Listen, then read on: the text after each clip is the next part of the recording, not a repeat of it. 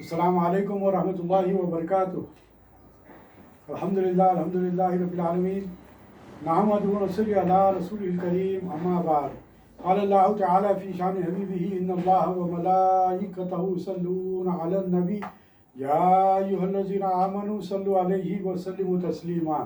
اللہم صل علی سیدنا نبینا شفیعنا حبیبنا مولانا محمد وبارک وسلم۔ الحمدللہ ثم الحمدللہ کہ آج ہمارا 96واں درس ہے، یعنی کہ 96۔ الحمدللہ، اللہ کا شکر ہے۔ اور آج ہم سورہ بقرہ کی ایک آیت 129 یعنی کہ 129 آیت کی جو تلاوت کریں گے، اس کا ترجمہ اور تفسیر بیان کی جائے گی۔ سماعت فرمائیے اور دعا کیجیے کہ اللہ تبارک و تعالیٰ خیر کا معاملہ فرمائے۔ اعوذ باللہ من الشیطان الرجیم، بسم اللہ الرحمن الرحیم۔ ربنا وابعث فیہم رسولا منہم یتلو علیہم آیاتک ویعلمہم الکتاب والحکمت ویزکیہم انک انت العزیز الحکیم۔ صدق اللہ العلی العظیم۔ آئیے اس کا لفظی ترجمہ سماعت فرمائیے کہ ربنا، اے ہمارے رب، وابعث اور تو بھیج، فیہم ان میں، رسولا ایک رسول، منہم انہی میں سے، یتلو وہ تلاوت کرے، علیہم ان پر، آیاتکا تیری آیتیں، ویعلمہم اور سکھلائے ان کو، کتاب،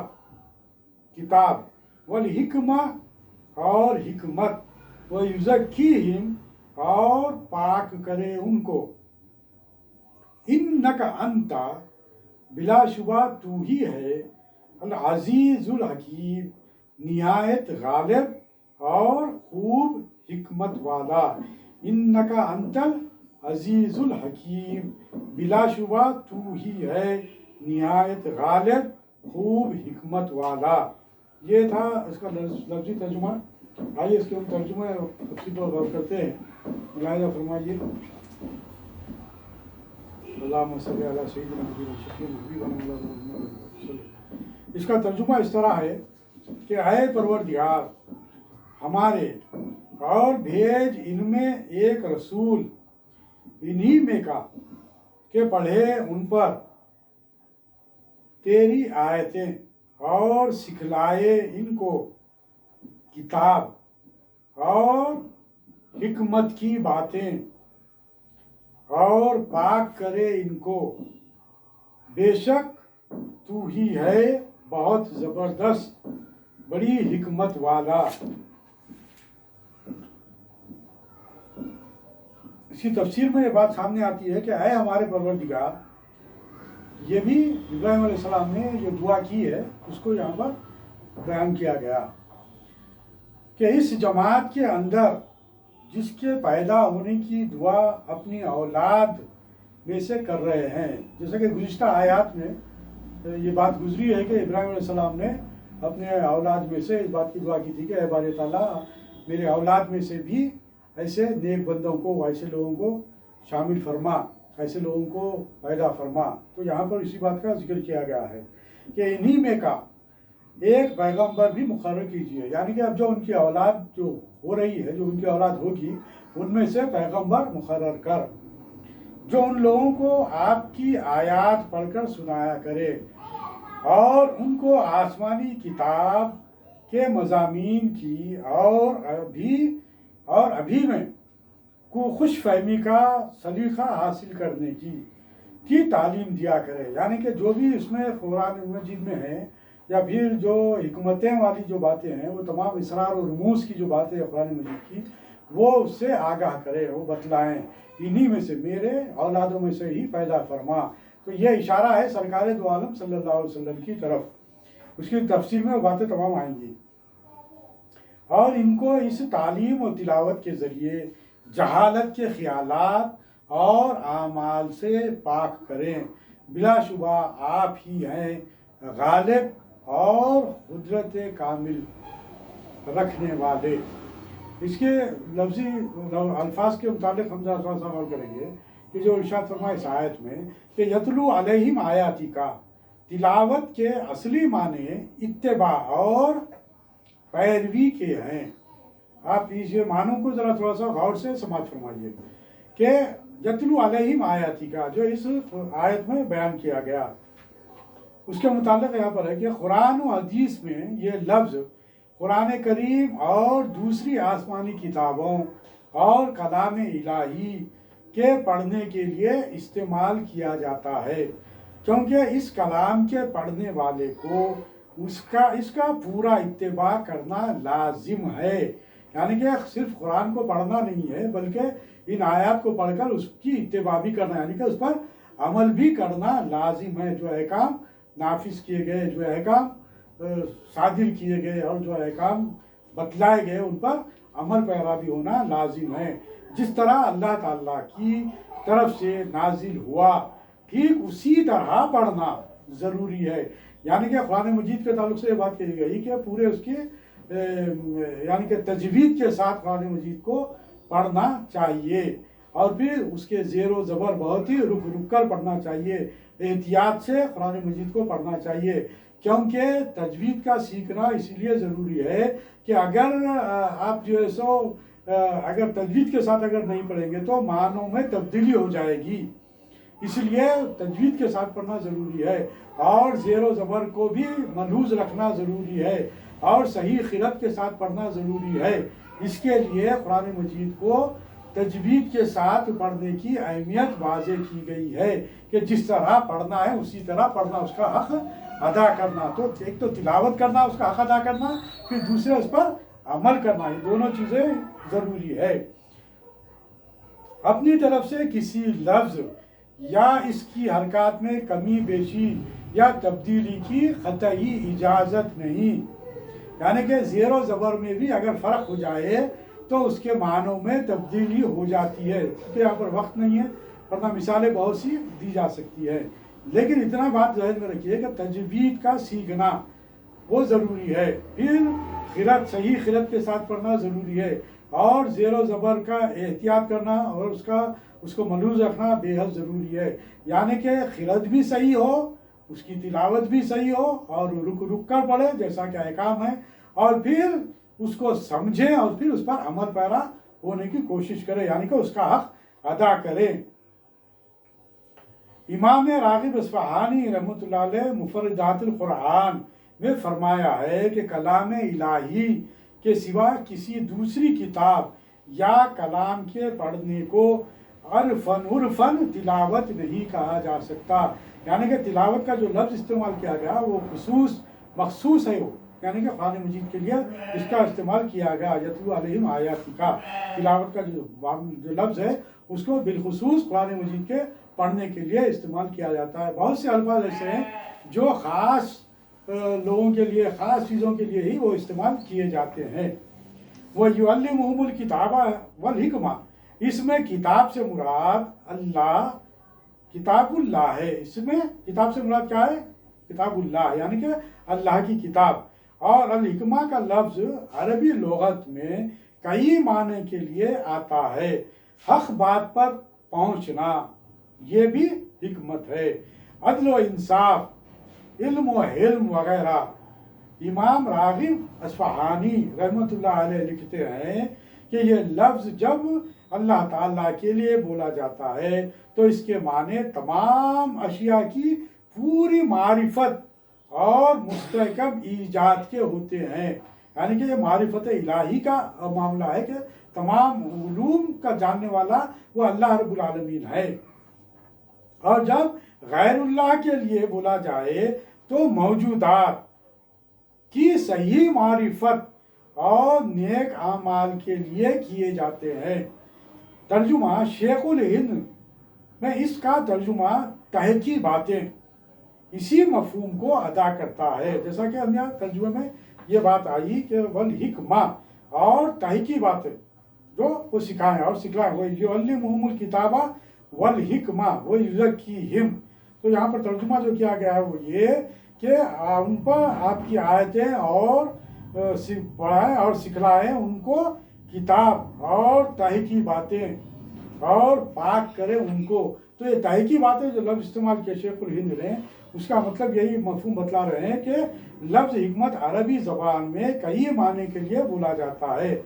इल्म सही, नेक अमल, अदल इंसाफ, कौल सादिक वगैरह वगैरह। तो इन आयत को, इन अल्फाज के तहत ये बातें हमारे सामने आई। इसलिए देखना है कि इस आयत में लफ्ज़ हिकमत से क्या मुराद है।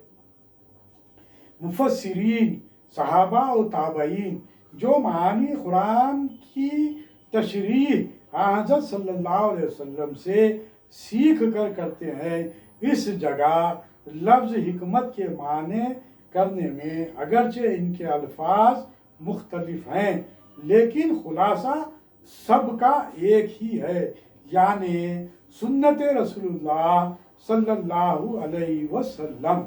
इमाम तफसीर इब्न कसीर व इब्न जरीर ने हज़रत फतावा रहमतुल्लाह अलैह से यही तफसीर नकल की है। किसी ने तफसीर कुरान और किसी ने तफ़क़्हुह फ़िद्दीन फरमाया है और किसी ने इल्म अहकाम शरइया कहा है और किसी ने कहा ऐसे अहकाम इलाहिया का इल्म जो रसूलुल्लाह सल्लल्लाहु अलैहि वसल्लम के ही बयान से मालूम हो सकते हैं।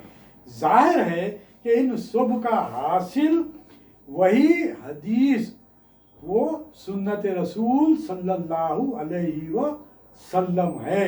यानी कि कुरान का इल्म अगर हम हासिल करना चाहते हैं तो सरकार दो आलम सल्लल्लाहु अलैहि वसल्लम के दरबार में ज़ानुए अदब तय करना पड़ेगा और अहादीस की रोशनी में और सुन्नत रसूलुल्लाह सल्लल्लाहु अलैहि वसल्लम की रोशनी में कुरान का फ़हम और इदराक हम हासिल करने वाले बने और उसके लिए अल्लाह ताला से दुआ गो रहें। लफ्ज़ युज़क्कीहिम ज़कात से मुश्तक़ है, जिसके माने हैं तहारत और पाकी, और ये लफ्ज़ ज़ाहिरी और बातिनी हर तरह की पाकी के लिए बोला जाता है। तो यहाँ पर ये नुकात जो बयान किए गए हैं वो इंतहाई अहम तरीन नुकात है जो अल्लाह ताला ने कुरान मजीद में पेश किए और जो हज़रत इब्राहीम अलैहिस्सलाम की दुआ रही है। वो दुआ के ताल्लुक़ से अभी मजीद इसके ताल्लुक़ से हम गौर करेंगे कि पिछली आयतों में जो आयतों में हमने गौर फरमाया, जो गुज़िश्ता आयत जो गुजरी है उसमें इब्राहीम अलैहिस्सलाम की उन दुआओं का जिक्र था जो ख़ास जमातों को मुफीद हो कि मक्के मुकर्रमा के अमन, वहाँ के फलों से लोगों को फ़ायदा उठाएं, वहाँ पर जो मक्के मुकर्रमा के लिए जो आए, जो हज करे, वहाँ पर अमन व अमान के लिए हज़रत इब्राहीम अलैहिस्सलाम ने अल्लाह ताला से दुआएं की। और जो मक्के को आने वाले हैं, जो हज उम्रे के लिए आने वाले हैं, जो वहाँ पर यानी कि आकर नमाज़ इबादतें जो करते हैं और वहाँ पर आकर जो ठहरते हैं, उनके लिए बारी ताला तुम उनके लिए फल वगैरह फराहम कर देगी। जो दुआएं हुई हैं वो आई हैं। उसके बाद फिर ये बात आई खाने काबा की तामीर जब होते रही तो उस वक्त भी उन्होंने दुआएं की कि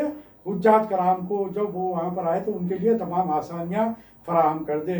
अब इस आलमगीर दुआ का जिक्र है जिससे अरबी, अजमी, शर्क़ी, गरबी, फ़रशी, अर्शी मखलूक हमेशा फ़ायदा उठाए।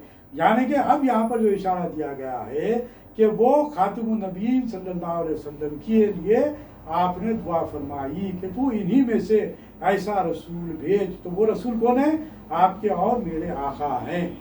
इनके ताल्लुक़ से ये दुआ के ताल्लुक़ से यहाँ पर इस बात का जिक्र किया गया है कि ऐसे रसूल को भेज जो जिनका फैज़ आम रहे, जिनका फैज़ आम रहे। और फिर अहले किताब बैतुल्लाह की इज़्ज़त और मक्के मुअज़्ज़मा की हुर्मत और हुज़ूर करीम सल्लल्लाहु अलैहि वसल्लम की नबूवत के मुनकिर थे। गुज़िश्ता आयत में इन बातों का तज़किरा किया गया। गुज़िश्ता आयतों में पिछली दो बातें साबित फरमाई गई कि काबा मुअज़्ज़मा और मक्का मुकर्रमा वो मुकामात हैं जिन्हें हज़रत خلیل اللہ نے بڑی محنت اور جاں فشانی سے بنایا اور بسایا۔ اب حضور علیہ السلام کی نبوت کا ثبوت دیا جا رہا ہے کہ یہ وہ نازنین پیغمبر ہیں جن کی حضرت نے دعائیں مانگی اور نبیوں نے ان کے گن گائے ہیں۔ گن گائیں جن کے انبیاء، گن گائیں جن کے انبیاء، مانگے رسول جن کی دعا۔ گن گائیں جن کے انبیاء، مانگے رسول جن کی دعا۔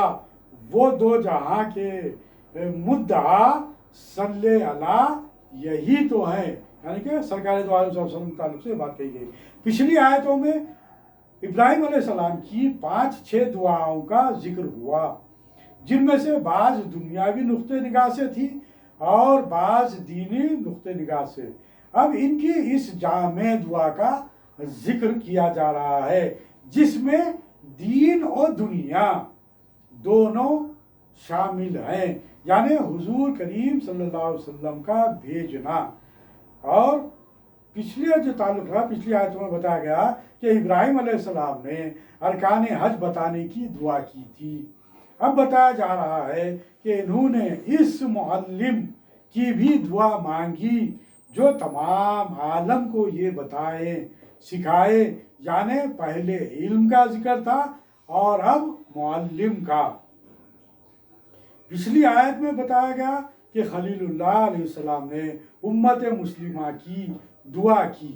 اب بتایا جا رہا ہے کہ انہوں نے اس کی بھی دعا فرمائی جس سے یہ جماعت قائم رہے، یعنی پہلے مقتدیوں کا ذکر ہوا، اب مقتدا کا۔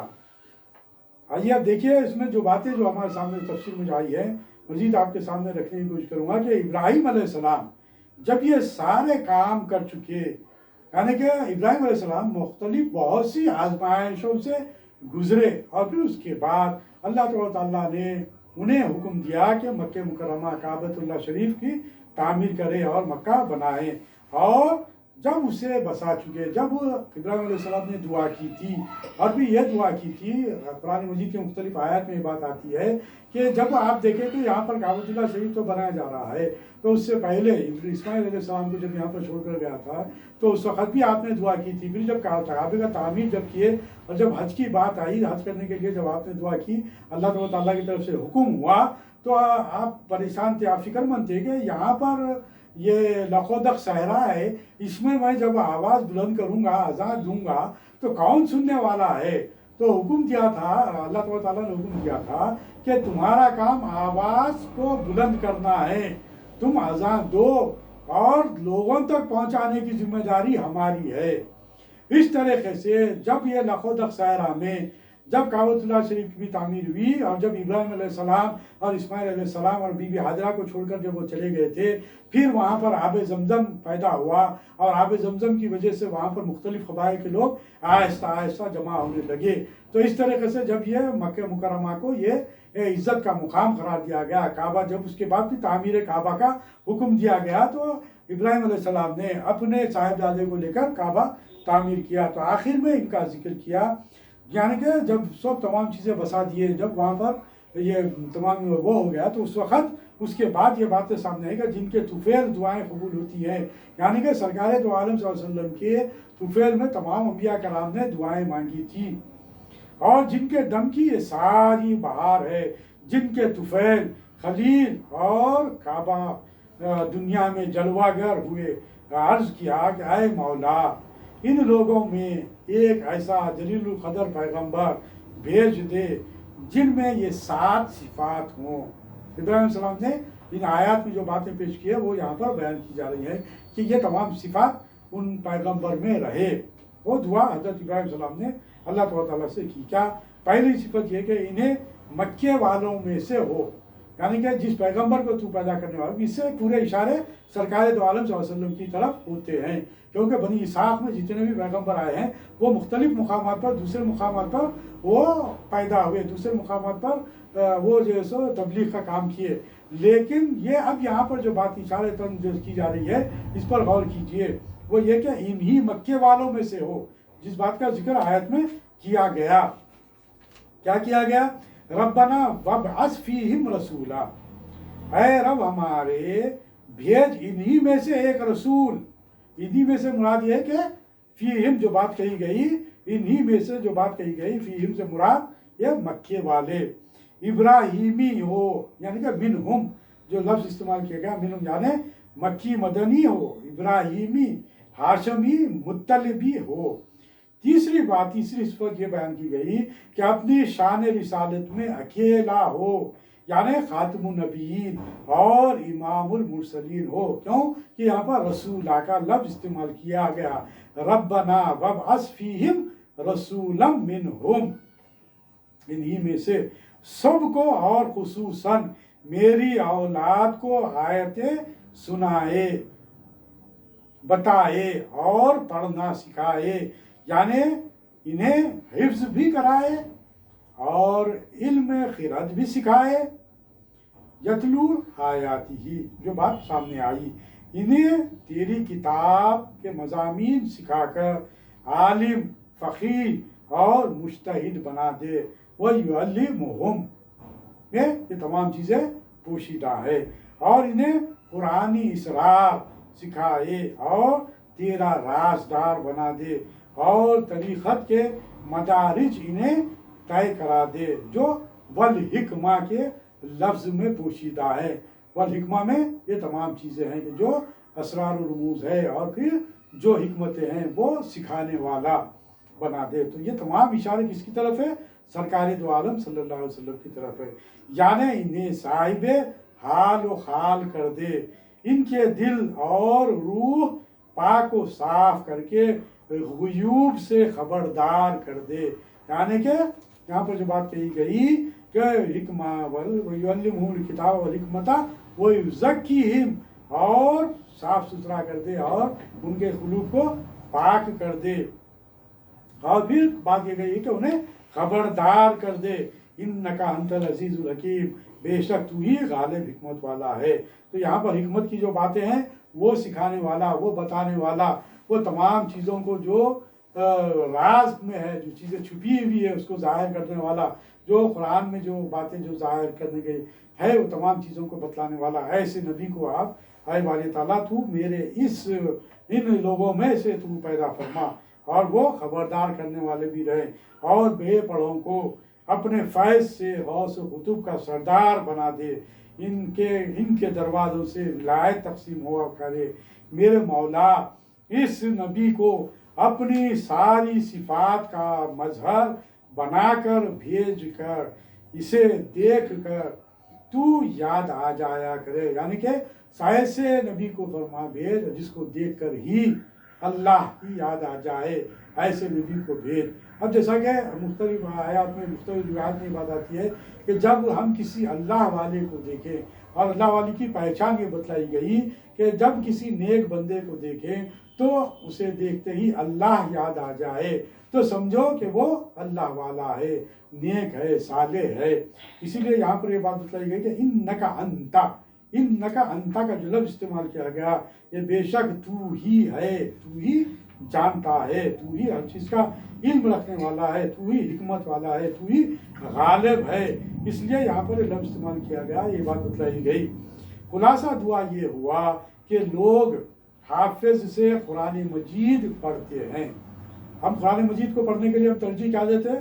جو حافظ قرآن ہو اس کے پاس ہم اپنے بچوں کو تعلیم دلاتے ہیں، اور قاری سے اس کے الفاظ سیکھتے ہیں۔ جیسا کہ میں ابتدا میں آپ سے سامنے بات رکھے کہ خیرت پڑھنے کے لیے تجوید کا، یعنی کہ قاری بننے کے لیے قرآن کو صحیح طریقے سے پڑھنے کے لیے تجوید کا سیکھنا ضروری ہے۔ اس لیے جو قاری جو ہوتا ہے، جو قرأت کو بہت ہی اچھے لہج کے ساتھ جو پڑھتا ہے، اس کے اندر یہ تمام علوم وہ حاصل کرتا ہے، یعنی کہ تجوید کے علم سے وہ واقف رہتا ہے۔ اس لیے ہم اچھے قاری کے پاس جا کر قرأت یعنی کہ قرآن کو پڑھنا چاہتے ہیں، اور ہم اپنے بچوں کو پڑھواتے ہیں۔ اسی طریقے سے اور مولوی سے اس کے معنی معلوم کرتے ہیں، یعنی کہ اس کے جو ظاہری جو معنی ہیں وہ ظاہری معنی اس کے مطالب وغیرہ ہم کس سے حاصل ہوتے ہیں؟ وہ اسی ترجموں سے، انہی تفاسیر سے ہمارے کو اس کا علم حاصل ہوتا ہے۔ تو ہم اس کے لیے کیا کرتے ہیں؟ کسی ایسے معلم کے پاس جاتے ہیں جو ترجمہ کر سکتا ہے، اس کا فہم و ادراک رکھتا ہے، اور جو تفاسیر پر جس کی نظر ہوتی ہے ان تمام اسرار و رموز سے بھی وہ کچھ حد تک واقف ہوتا ہے۔ تو اس کے لیے کیا کرتے ہیں؟ ایک ایسے معلم کے پاس جاتے ہیں جو اس بات سے واقف ہوتا ہے، جو ترجمہ اور تفسیر کرنے کے قابل بنتا ہے، جو ظاہری علوم سے اس کو واقفیت حاصل ہوتی ہے۔ اس کے پاس جا کر ہم اپنے بچوں کو تعلیم دلواتے ہیں، یعنی کہ کوئی عالم، فاضل اور پھر حافظ، قاری، یہ تمام چیزیں جن میں شامل ہو ان کے ساتھ ہم جا کے پڑھوانے کی کوشش کرتے ہیں۔ اب اس کے ساتھ ساتھ اب یہاں پر جو بات بتلائی جا رہی ہے کہ یہ تو ظاہری باتیں ہوئی، اس کے بعد جو بات بتلائی جا رہی ہے والحکمہ، جو حکمت سے یعنی کہ حکمت ظاہر کرنے والا، جو تہ تک پہنچنے والا، جو اس کے اسرار ہیں اس کو واقف کار، جو جاننے والا ہے۔ علم کا مطلب جاننے والا، وہ علم وہ ہے جو اس کے جو اسرار ہے، جو اس کے چھپے ہوئے علوم ہے اس سے واقف کار، اس سے کہتے ہیں علم، اسے کہتے ہیں حکمت کا جاننے والا، اسے کہتے ہیں تہ تک پہنچنا۔ اسی لیے یہ بات یہاں پر کہی گئی کہ ہم یہ تمام چیزیں تہ تک پہنچنے کے لیے ہم کیا کرتے ہیں؟ یہ جو اسرار و رموز کا جو علم ہے اس کو جاننے کے لیے ہم کیا کرتے ہیں؟ پیر کامل کے پاس ہم جاتے ہیں۔ پیر کامل جو کہ متقی و پرہیزگار، صالح، صدیق ہو، جو متقی ہو، تقوی و پرہیزگاری کی زندگی گزارتے ہو، ان کے سامنے ایسی چیزیں اللہ تبارک و تعالیٰ منکشف کرتا ہے۔ وہ بہت ہی غور و فکر کے ساتھ اپنے اجتہاد، اپنا جو ہے سو کیا کرتے ہیں؟ جہد مسلسل کرتے ہیں، اور اس کے لیے ذکر و اشغال کرتے ہیں، قرآن میں ڈوب کر پڑھنے کی کوشش کرتے ہیں۔ ایسے لوگوں سے ہم جو ہے سو وہ علم حاصل کر سکتے ہیں جو اس کا علم جاننے والے ہیں۔ اور یہ علم جو ہے سو کسی جاہل کو حاصل نہیں ہوتا، کسی باطل پرست کو حاصل نہیں ہوتا۔ یہ خاص علم ہے جو جسے علم لدنی بھی کہتے ہیں، جسے علم لدنی بھی کہتے ہیں، جو ہم اپنے یہ سمجھیے کہ جس کے ہم پیرو ہیں، جس کو ہم مانتے ہیں، جو تقوی و پرہیزگاری کی زندگی اختیار کرتے ہیں، جو اللہ تبارک و تعالیٰ سے ملاتے ہیں، جو سرکار صلی اللہ علیہ وسلم کی محبت پیدا کرتے ہیں، جو قرآن مجید کے احکام کی وضاحت کرتے ہیں اور اس کے اسرار و رموز سے واقفیت رکھتے ہیں، ایسے لوگوں کے پاس جا کر ہم جب علم حاصل کرتے ہیں تو ظاہری علم بھی ہم کو حاصل ہوتا ہے اور باطنی علم بھی ہمیں حاصل ہوتا ہے۔ اسی بات کی طرف یہاں پر اس آیت میں توجہ دلائی گئی کہ یہ ابراہیم علیہ السلام کی دعا ہے، اور اس دعا کو سرکار دو عالم صلی اللہ علیہ وسلم پر پوری طریقے سے یہ دعا صادق آئی، اور اللہ تبارک و تعالیٰ نے سرکار دو علیہ وسلم کو خاتم النبیین بنا کر ان تمام صفات حمیدہ کے ساتھ آپ کو مبعوث فرمایا، اور آپ نے دنیا میں آ کر ان تمام علوم کو اپنے خاص صحابہ کرام کے سامنے اس علوم سے آگہی پیدا فرمائی، جس کے ذریعے وہ علوم پھیلتے پھیلتے الحمدللہ صاحب الرائے اشخاص کے پاس، علماء کرام کے پاس، مشائخین عظام کے پاس، دیندار اور صدیقین اور صالحین کے پاس یہ علم محفوظ ہے۔ اب ہم کو علم حاصل کرنے کے لیے ان کی تلاش کرنے کی ضرورت ہے، اور ایسے لوگوں کے پاس جا کر علم کو حاصل کرنے کے لیے، بالخصوص قرآنی علم حاصل کرنے کے لیے، وہ تعلیم حاصل کرنے کے لیے ایسے لوگوں کی صحبت اختیار کرنی چاہیے اور اپنا وقت لگانا چاہیے۔ اللہ تبارک و تعالیٰ سے دعا ہے کہ اے باری تعالیٰ، ہم جو کچھ بھی پڑھ رہے ہیں اس کا صحیح علم، صحیح فہم اور صحیح ادراک ہمیں عطا فرما، اور قرآن مجید کو صحیح انداز سے پڑھنے والا قاری ہم کو بنا دے، اور ہم کو اس کا قرآن کو سمجھنے والا عالم ہم کو بنا دے، اس کے اسرار و رموز کو سمجھنے والا ویسا دیندار ہم کو بنا دے۔ ربنا آتنا فی الدنیا حسنۃ وفی الآخرۃ حسنۃ وقنا عذاب النار۔ قالوا سبحانک لا علم لنا الا ما علمتنا انک انت العلیم الحکیم۔ رب اغفر وارحم وانت خیر الراحمین۔ سبحانک اللہم بحمدک اشہد ان لا الہ الا انت نستغفرک و نتوب الیک بفضل سبحان ربک رب العزت عما یصفون وسلام علی المرسلین والحمد للہ رب العالمین.